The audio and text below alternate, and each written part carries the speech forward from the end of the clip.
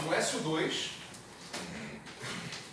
a gente sabe que tem um espaço 2 quadrado menos 1, ou seja, 3-dimensional, que tem uma representação, que por acaso é, como ele fez spoiler, né?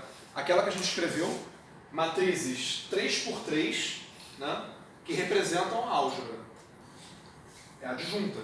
Está garantido, tem que existir. A gente sabe que no SO3 a gente vai ter uma representação 3 quadrado menos 1, 8-dimensional.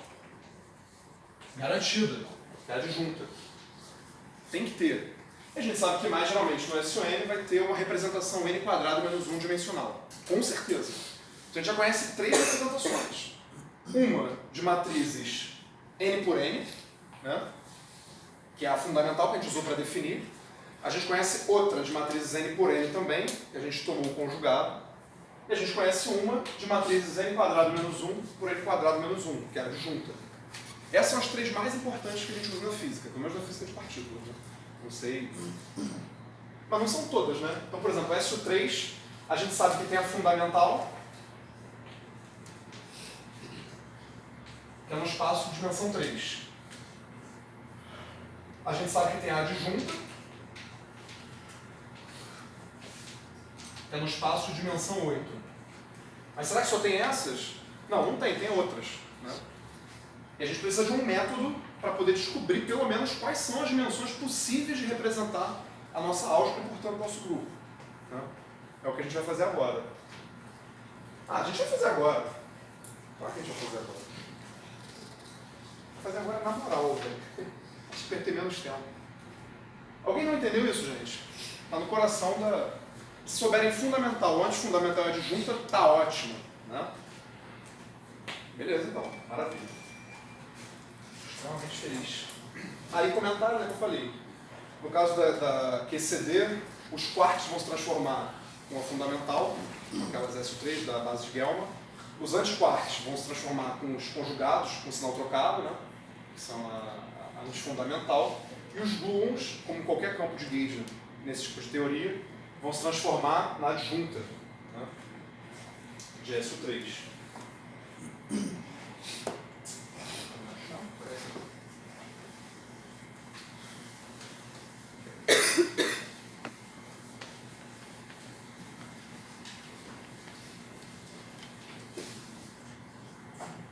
Dá 2 minutos para a cabeça de vocês assentar para a gente dar o próximo e último passo disso aqui. Né? Se quiserem bater papo. A transformação dos gluons, que ela não é linear, né? Não transforma por conjugação, é aquele termo não linear, né? Não pode, como é que a gente pode falar que eles se transformam segundo a adjunta? Não, se transforma segundo essa representação, né? Depois eu vou ver para poder... Não me lembro. Fazer a conta, né? É porque se transforma assim, não, se transforma bagulho mais... Entendeu? Essa transformação é global, você está falando, né? Não, mesmo se fosse local, também é na adjunta. Né? Quando você vai calcular o delírio, você tem que fazer... Você faz a transformação... Aquela transformação... Que é... Como é que é?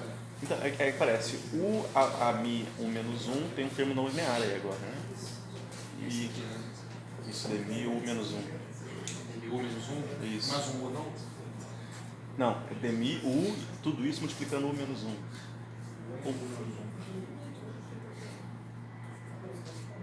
Ou não lembro onde é está o porque menos esses 1. caras aqui, esses aqui estão na representação junto, eles são juntos como AMATA, né? Ah tá, eles estão na representação, mas olha a lei de transformação deles, não tem uma cara de... Entendi. Vou pensar nisso para poder explicar. Como é que... Qual é a frase certa, né?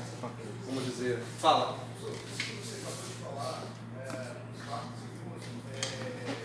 Vai para cor, né? Calma. Para quarks e gluons vale para cor. Só para cor, né? Deixa eu pensar por que não poderia valer... bem, para começar, a simetria de sabor não é exata, né? Então, não vai rolar exatamente nada do que a gente está fazendo. A simetria de cor é exata. E é importante que no final, como você mesmo observou outra vez, que a gente não tenha estados coloridos, né? Então a gente vai ver que nas representações que a gente tem que ter um singlete, se a gente quer falar de cor. Tem que ter uma forma da gente combinar as representações de tal forma que não sobre cor no final. Ninguém vê partícula com cor. São meio abstratos. Você tem 3 cores para quartos, né? Para cada sabor. Combinações de gluons, né? 8 combinações de gluons, é. E tipo, Eles estão juntos, são 8, né? Tem AMA, TA. Para cada gerador tem um campo de gluon, né? E na fundamental, para os quarks são 3 quarks de cor, né? Para cada sabor tem 3 quarks, né? A simetria de sabor em si, se você ignorar a simetria de cor, é apenas aproximada, né? Até porque, é o que eu estou dizendo, se a simetria fosse exata, os quarks não têm as mesmas massas, eles não têm, né? Então, por exemplo, o e D, eles têm massa muito próxima, eles têm a simetria de sabor aproximada, mas a massa não é igual, né? mas essas transformações são simétricas, né? Entre cor e sabor são coisas que não tem nada a ver, são ortogonais. Só cores. Só cor, simétricas em que sentido? Quando você, por exemplo, tem um quark, sei lá, azul, verde, daí você tem um gluon com uma cor de um e a cor do outro. Elas se misturam, né? Eles se dão uma Se misturam, é o que eu estou falando. Quando você tem a transformação, você tem elementos de diferentes cores, eles se transformam, essas cores se misturam.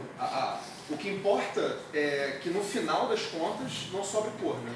Sempre que você interage, faz uma transformação de SO3 de cor, essas cores se misturam. Que nem aquela matriz S2 que a gente viu, né? As componentes 1 e 2, elas se misturam entre si durante a transformação. Não é um troço assim, um só depende de um, dois só depende de dois, não, elas todas se misturam. Mais alguma dúvida? Agora tem que pensar nisso, né? Não estou lembrando E tem aquele negócio que sempre fala que Eu vou o ar lembrar. não é bem um elemento, ele é uma conexão, tem uma coisa, tem todo esse detalhe. mas é que eu tô falando, o que é a conexão já é o campo, o AMI, né? Uhum. Que toma valores na álgebra de Lie. Tá, você está pensando na composição. Ok. O AMIA. Os AMIA se transformam, acho que essa é a sacada. Aquela transformação é a transformação do AMI todo, que é uma Sim. conexão. Cada AMIA ligado a um TA vai se transformar na adjunta. É isso. Depois a gente vê infinitesimal para ver se bate. Uhum. Eu acho que essa é a resposta à pergunta. Mas eu mesmo não tenho certeza, agora estou lembrando. O que falou foi que eu realmente não. Mas eu acho que é isso, acho que os AMIA. Então, tem esse livro do Fadev, cara. Eu lembro que no início do livro do Fadev tem um negócio. Eu não lançava de livro. Bem, todo mundo aí ainda? Vamos na água e vamos embora. Vamos falar de tensores do SUN e da maior bruxaria que vocês vão ver na vida de vocês da física de partículas, chama Young Tabor.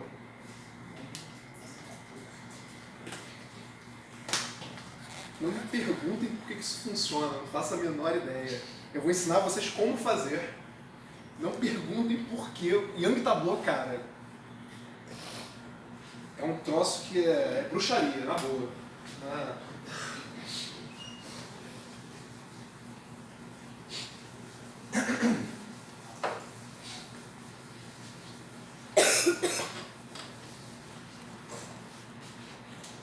Então vamos lá. A gente sabe que um vetor do nosso espaço vetorial de representações está se transformando com a matriz R, V, né? Em índices, propor R, I, J, VJ.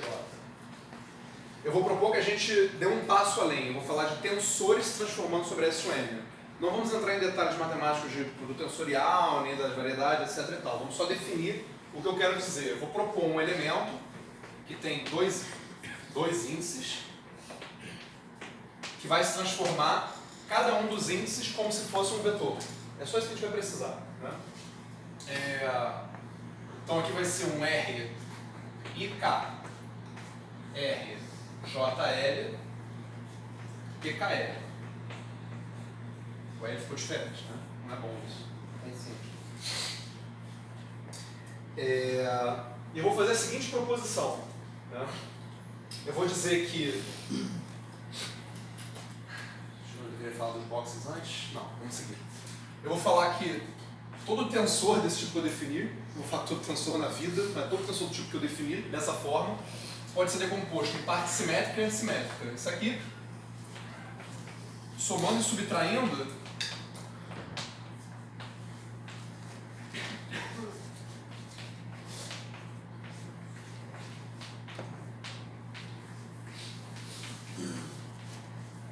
somar e subtrair TJI e dividir em dois pedaços. Aqui você vê que trocando I por J não muda nada. Aqui se você trocar I por J, você muda um sinal. Só isso que eu estou falando. Eu vou chamar isso aqui de SJ. E vou chamar isso aqui de AJ. Então TJ vai ser escrito dessa forma, onde Não vou definir ele que já está em cima, está óbvio, né? Esse aqui é o SJ, esse aqui é o AIJ. SIJ é igual a SJ, opa, SJI. E AIJ é igual a menos AJI. Então, definir um objeto que se transforma com dois índices, digamos assim. Fiz um splitzinho dele, só somei e subtraía, magia nenhuma. Separei assim e observei a propriedade por permutação de índices que eles têm. Até maravilha, né? Agora a graça é a seguinte: se eu fizer rotações de S ou N nesse meu tensor, a parte que é simétrica vai continuar sendo simétrica, a parte que é antissimétrica vai continuar sendo antissimétrica. Portanto, elas não vão se misturar. Não vai ter informação migrando de um setor para o outro.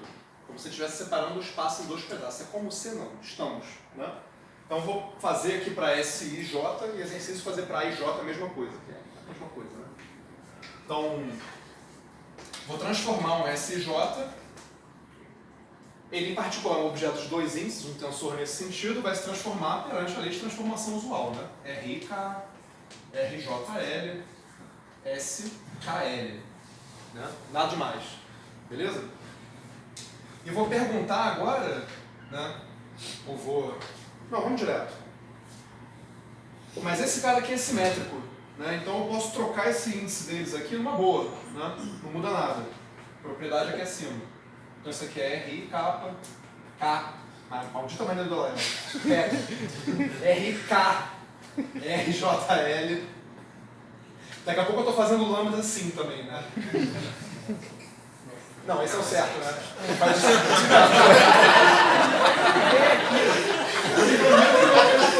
Cara, eu juro. Ai, cara, que merda. A convivência não faz. Oi? RJS é igual a S, L, K. É K. Agora eu tenho índices contraídos, né? Eu só vou renomear esses índices. No lugar de L, eu vou chamar de K. No lugar de K, eu vou chamar de L. Então, contraídos eu posso renomear. RIL, RJK, SLK. Mas são elementos de matriz, né? Eu errei em algum lugar, gente? SKL. SKL.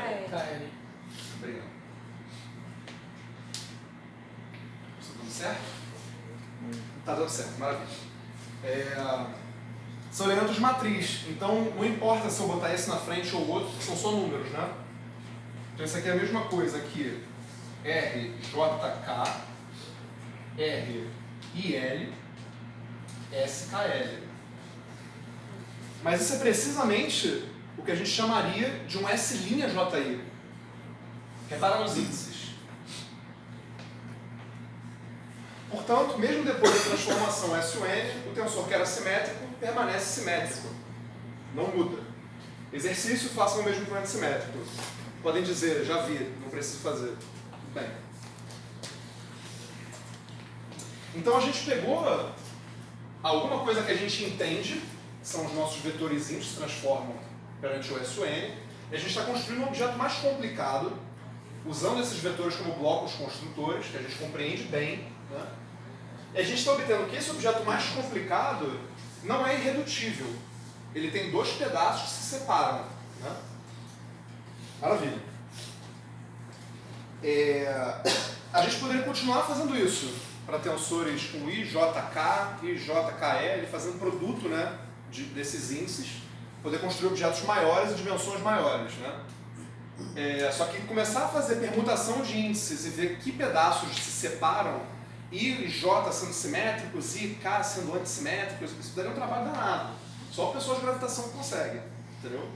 A gente vai propor um jeito engraçadinho de fazer essa conta. Vocês vão adorar. Funciona que é uma maravilha, cara. Da primeira vez que eu vi, eu quase fui embora, cara. Você tá de sacanagem, né? É assim que vocês fazem essas contas?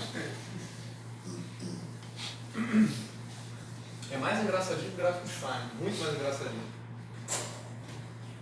Bem, vamos lá. Então, eu vou fazer o seguinte. Se eu estou transformando um vetor, eu vou desenhar uma caixinha. É o que a gente chama de representação fundamental, ou você está falando de SUN, da representação N. Uma caixinha.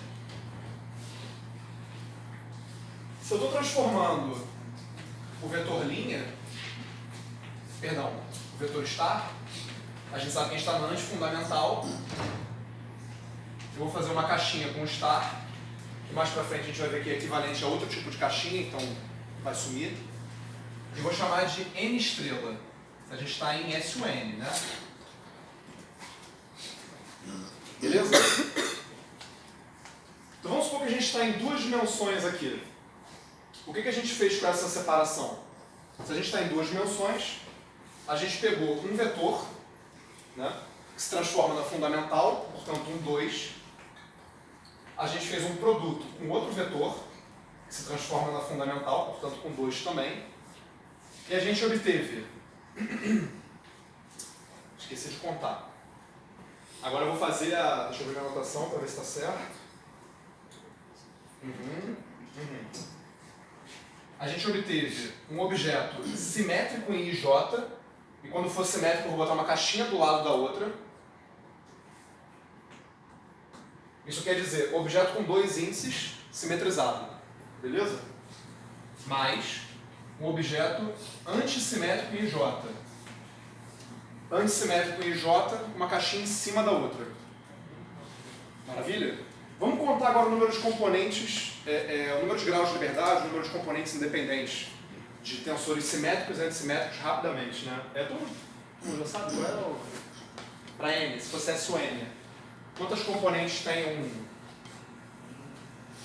tensor simétrico e quantas tem um antissimétrico? Vamos fazer um rabisco aqui. Então, tensor simétrico, SJ...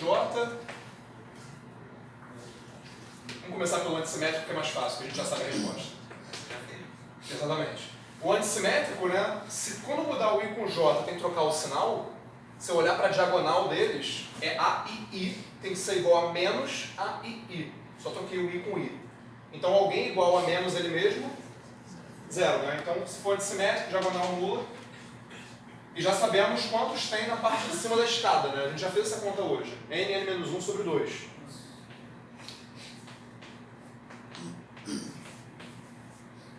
O tensor T, que é soma de S mais A, tem que ter N2, né? Então eu posso fazer N2 menos isso para descobrir. Mas a gente pode também calcular, né? A gente tem N informações aqui, né? Que pode ser A1, ANN. Então a gente tem N informações, mais o que tem aqui de informação, né? Basicamente. Porque o que tiver aqui, ele é simétrico, vai ser igual do outro lado da escada, né? Então a gente tem N mais, mudei meu N, mas é o mesmo N. Isso vai dar N mais 1 sobre 2, né? Ou estou falando besteira? Maravilha. Vocês viram minha confiança em permutações, né? Nenhuma. Então a gente sabe que o objeto simétrico, ele tem NN mais 1 sobre 2, e o objeto antissimétrico tem NN menos 1 sobre 2. Né? Portanto, dois índices aqui, né? Está indo de 1 a 2. 2 vezes 3 sobre 2 dá 3. E 2 vezes 1 sobre 2 dá 1. Então o que a gente obteve foi, se a gente pegar um dublete e multiplicar por outro dublete, isso aqui tem que dar um singlete e um triplete. Isso aqui é o análogo na mecânica quântica que vocês fizeram com produto de momento angular, né? Que é meio com meio. Dá o quê?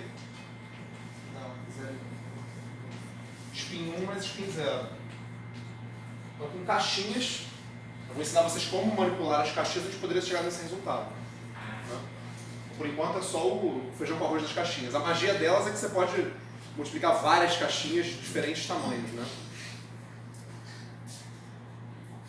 Nesse momento eu estava muito incomodado quando eu estava aprendendo isso. Repara a magia que aconteceu aqui, né? Como é que você faz esse produto? Eu tenho uma caixinha, eu quero multiplicar por outra. Eu vou colocar essa caixinha junto dessa aqui, de todas as formas que eu vou dizer que são permitidas, né? Ou que são legais, dentro da lei, como costumam chamar. Né? Que tipo de tablô é legal? Vai dar tempo. Vai sobrar. Vou passear.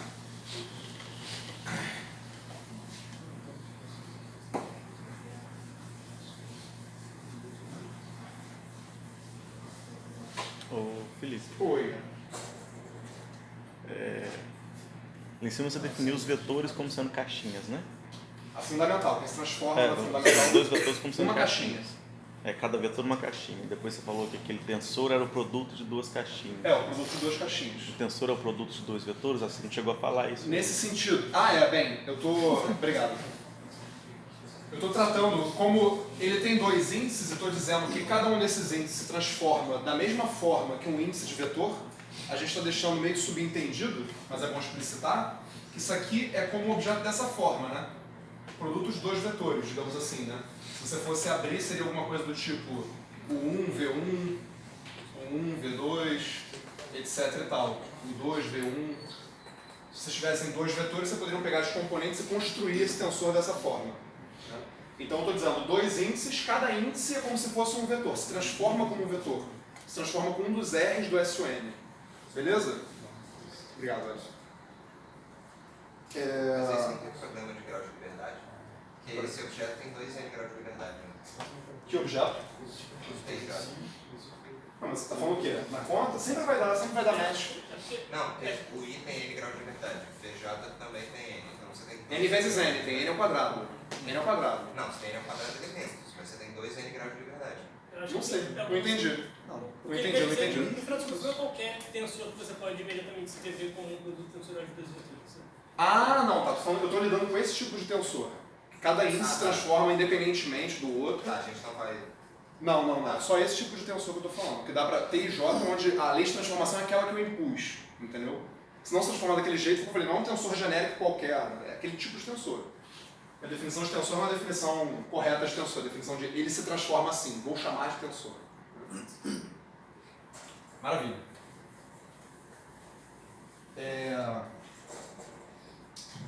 Antes de eu continuar, tem um livro de um cara chamado Hammermesh, que eu não li. Ele é de 63, eu acho, aproximadamente. E se for pela eu mandou ler se eu não acreditasse. Eu falei, tá bom, acredito. Tem uns teoremas, né, para poder... Esse negócio de eu tô sacaneando, mas assim, essa ideia de usar transformações tensoriais, depois no final eu vou citar um teorema. Um tensor correspondendo ao Young Tableau forma a base de uma representação irredutível do SUN. Se escrevermos todos os Young Tableau admissíveis, os tensores correspondentes formam um conjunto completo, ou seja, todas as representações irredutíveis em dimensão finita são obtidas. Então essa é uma forma de construir um objeto gigantesco e quebrar em pedacinhos, como a gente vai aprender, que são as representações irredutíveis. Então assim, tem teorema dizendo assim, se for SUN, se for esse tipo de tensor, vai dar certo. Você vai encontrar todas, uma por uma. Se você quer maiores, tenha mais trabalho. Entendeu? É construir um objeto grande e quebra em pedaços. A gente está vendo... Isso aqui é para vocês ficarem confiantes. Né? A gente vai fazer os produtos mais esquisitos. Né? Mas é preciso aprenderem, porque Young Tableau é um negócio, cara. Eu vou falar isso aqui, quando for na hora de fazer a regra mesmo, vocês vão aprender em 15 minutos. Se for tentar lendo, vocês vão levar 3 horas. Né? É horrível. Beleza. Professor, Oi. você pode repetir de repente 3 mais 1? Tá, porque aqui tem, a dimensão aqui é n igual a 2, né? Deixa eu botar aqui no outro quadro, peraí. Estou dizendo que T, que eu estou representando como sendo o produto de duas caixinhas, aqui eu estou em dimensão 2. Então aqui é N, e aqui é N. Ele é igual a um objeto simétrico mais um antissimétrico, que a gente já discutiu. Eu estou dizendo, eu vou escrever os simétricos uma caixinha do lado da outra e vou escrever os antissimétricos uma caixinha em cima da outra. E aqui eu sei que objetos simétricos têm n mais 1 sobre 2 componentes. Se eu botar n igual a 2 aqui, eu ganho 3. Entendeu? Então ele tem 3 componentes independentes. E esse aqui é n menos 1 sobre 2. A gente está em 2 dimensões, isso aqui dá 1. Beleza? Ou seja, um tensor antissimétrico nesse sentido, em 2 dimensões, só tem 1 grau de liberdade. Um tensor simétrico em 2 dimensões tem 3 graus de liberdade, por assim dizer, né? De novo, isso aqui é o que a gente vê em mecânica quântica, né? Se vocês fizessem no SU3, né? O que a gente obter é basicamente o análogo que está em cima, né? Tem só um porém aqui, que eu vou comentar rapidamente, não vou provar. Então aqui seria IJ, aqui vai dar 6, e aqui daria 3. Então é como se esse cara aqui se transformasse que nem esses aqui. Eu vou dizer para vocês que isso não é 3, isso é 3 estrelas. Vou fazer uma argumentação rápida e não vou provar. Isso aqui é um caso particular que eu teria que provar para poder continuar adiante, mas demora, é chato e eu não trouxe. Né? Então não vai ser provado. Vou fazer até aqui longe.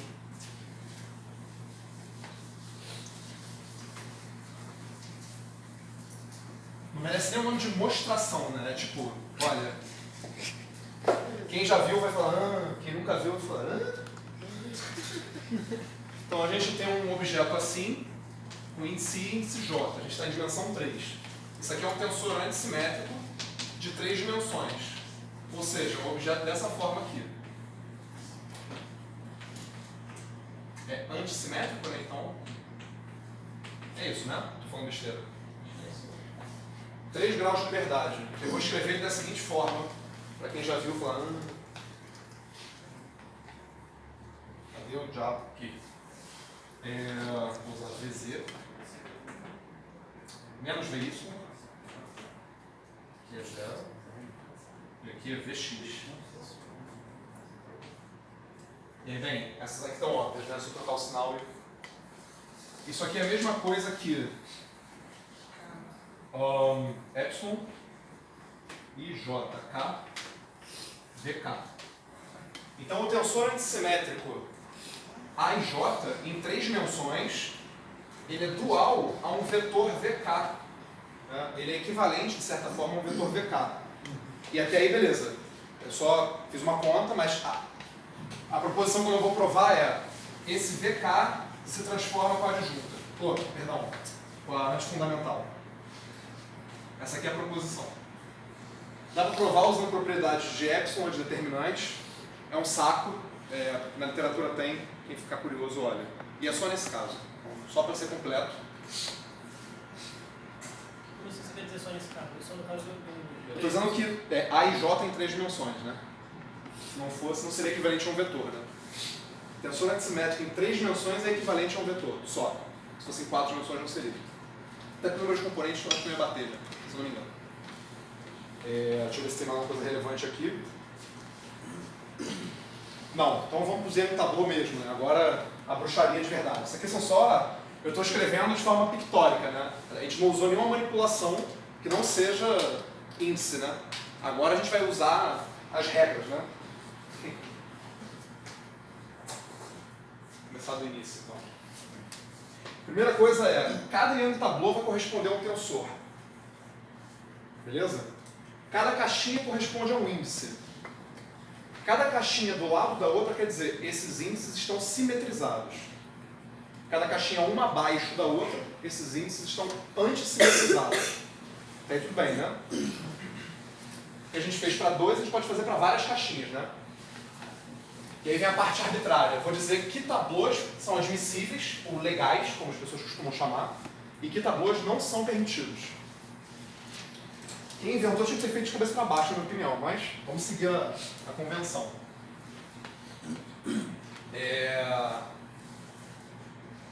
Vamos lá.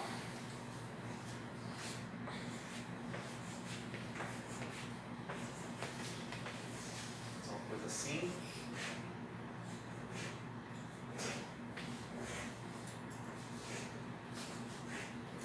Esse é o tipo de tabuleau que a gente vai encontrar. Quais são as regras do tabuleau legal, né? Se você contar, eu vou falar, gente, porque escrever isso ia ser muito demorado. Tudo bem? Então vocês anotam, eu vou falar devagar. até porque é mais fácil de entender até do que anotar.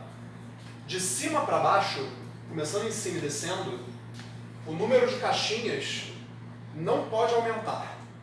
Ele pode permanecer igual ou diminuir, de cima para baixo. Então, da primeira linha em diante, o número de colunas só se mantém ou diminui. Essa é a primeira regra. Bom,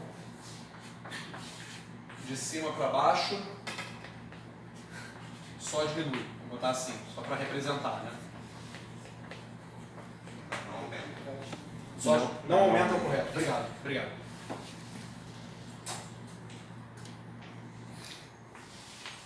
Não aumenta.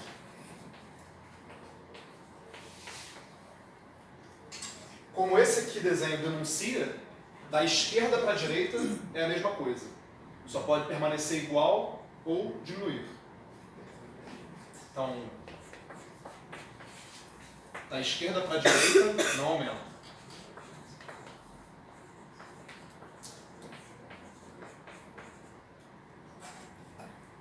Maravilha.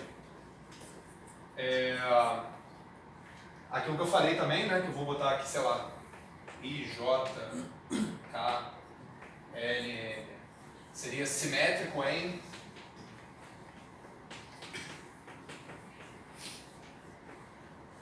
I, J, K, L, N. E aqui, por exemplo, seria A, B, C, antissimétrico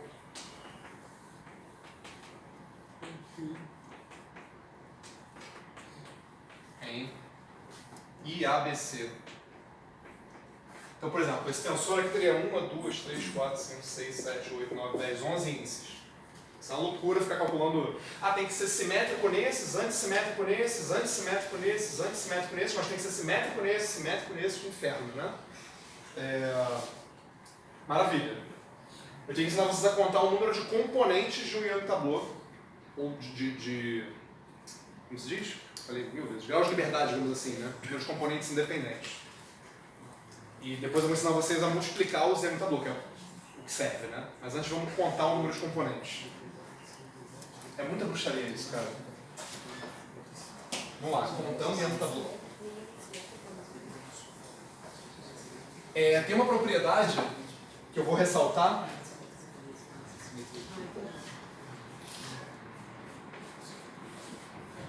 Se a gente está em dimensão n, né, eu não posso ter mais do que n linhas, né?